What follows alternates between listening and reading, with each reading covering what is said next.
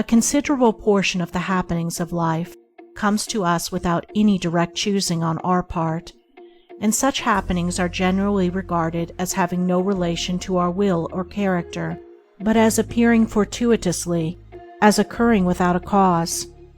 Thus one is spoken of as being lucky and another unlucky, the inference being that each has received something which he never earned, never caused. Deeper thought and a clearer insight into life convinces us, however, that nothing appears without a cause, that cause and effect are always related in perfect adjustment and harmony. That being so, every happening directly affecting us is intimately related to our own will and character, is indeed an effect justly related to a cause having its seat in our consciousness. In a word, involuntary happenings of life are the results of our own thoughts and deeds. This, I admit, is not apparent on the surface, but what fundamental law, even in the physical universe, is so apparent?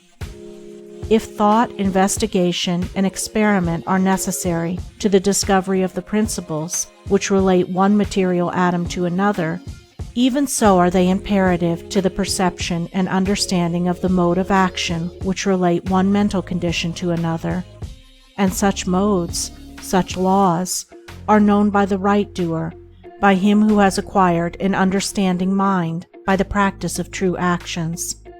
We reap as we sow. Those things which come to us, though not by our own choosing, are by our own causing. The drunkard did not choose the delirium tremens or insanity which overtook him, but he caused it by his own deeds. In this case the law is plain to all minds, but where it is not so plain, it is none the less true. Within ourselves is the deep-seated cause of all our sufferings, the spring of all our joys. Alter the inner world of thoughts, and the other world of events will cease to bring you sorrow.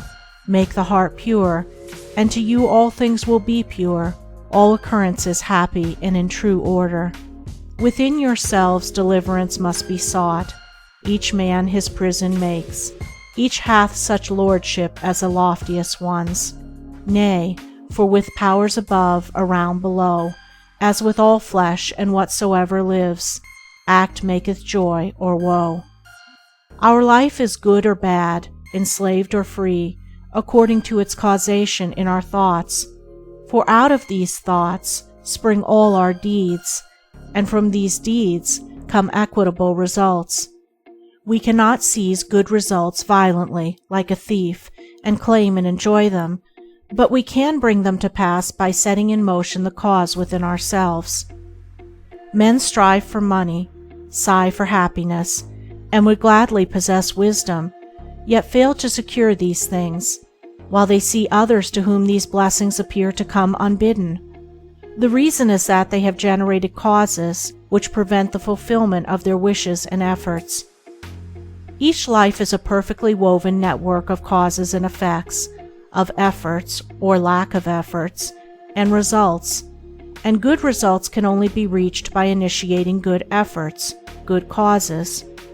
The doer of true actions, who pursues sound methods, grounded on right principles, will not need to strive and struggle for good results. They will be there as the effects of his righteous rule of life. He will reap the fruit of his own actions, and the reaping will be in gladness and peace. This truth of sowing and reaping in the moral sphere is a simple one, yet men are slow to understand and accept it. We have been told by a wise one that the children of darkness are wiser in their day than the children of light.